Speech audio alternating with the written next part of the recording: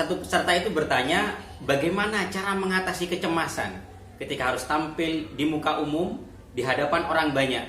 Karena tanpa memahami materi, tentunya rekan-rekan akan blank tampil di hadapan banyak orang.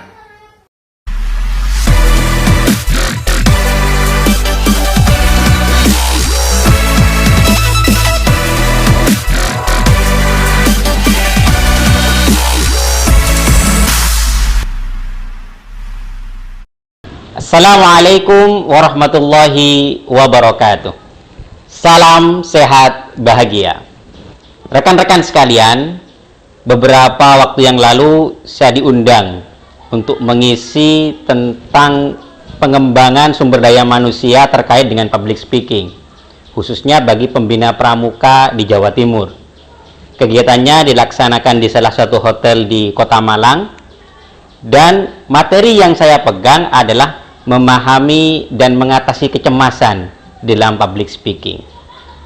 Sebelum saya lanjutkan untuk membahas bagaimana mengatasi kecemasan dalam public speaking, jangan lupa rekan-rekan untuk subscribe channel ini dan klik tombol loncengnya sehingga rekan-rekan tidak ketinggalan info-info terbaru yang akan disuguhkan dalam channel ini.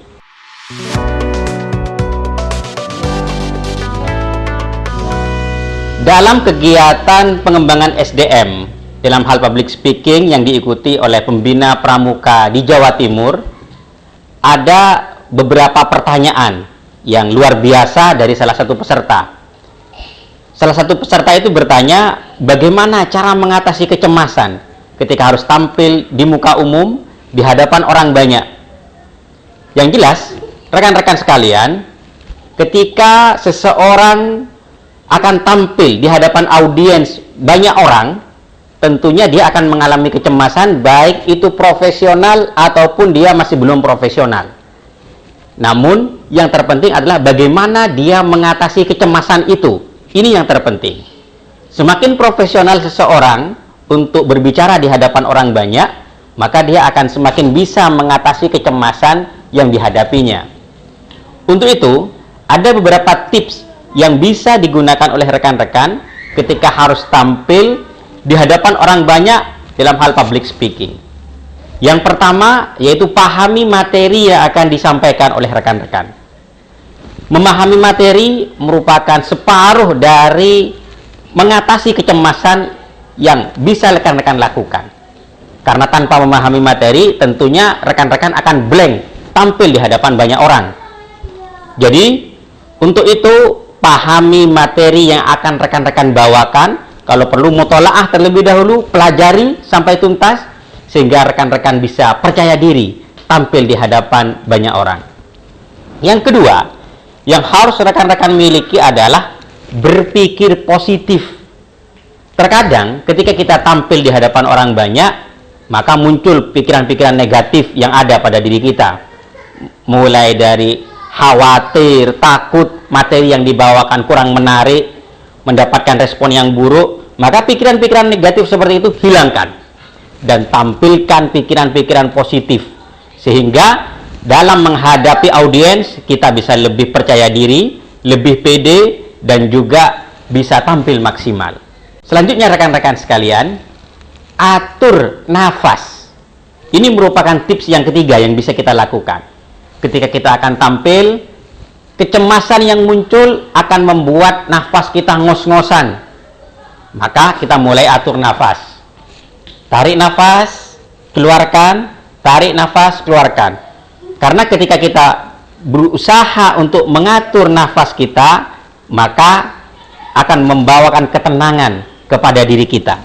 Yang keempat, pahami audiens dan lingkungan.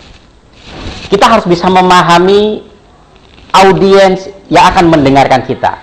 Siapa audiensnya dan bagaimana kira-kira proses yang akan kita sampaikan. Jangan lupa kita juga harus memahami lingkungan yang akan digunakan sebagai sesi materi kita. Makanya ada beberapa penyaji yang biasanya datang lebih awal ke lokasi untuk bisa lebih memahami lingkungan yang ada dan lebih memahami audiens yang ada. Tips yang kelima yang bisa dilakukan adalah kelola kecemasan yang ada.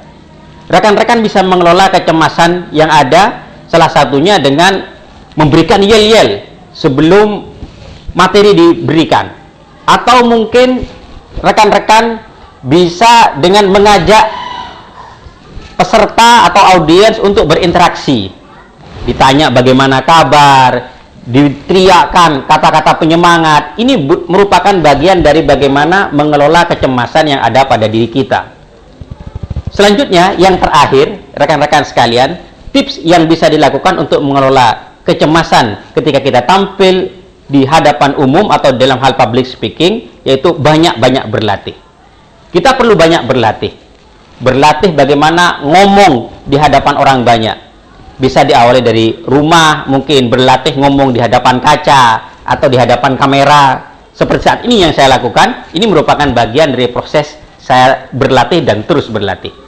Itu rekan-rekan yang bisa saya sampaikan pada kesempatan kali ini, di sesi kali ini. Mudah-mudahan bermanfaat. Salam sehat bahagia. Wassalamualaikum warahmatullahi wabarakatuh.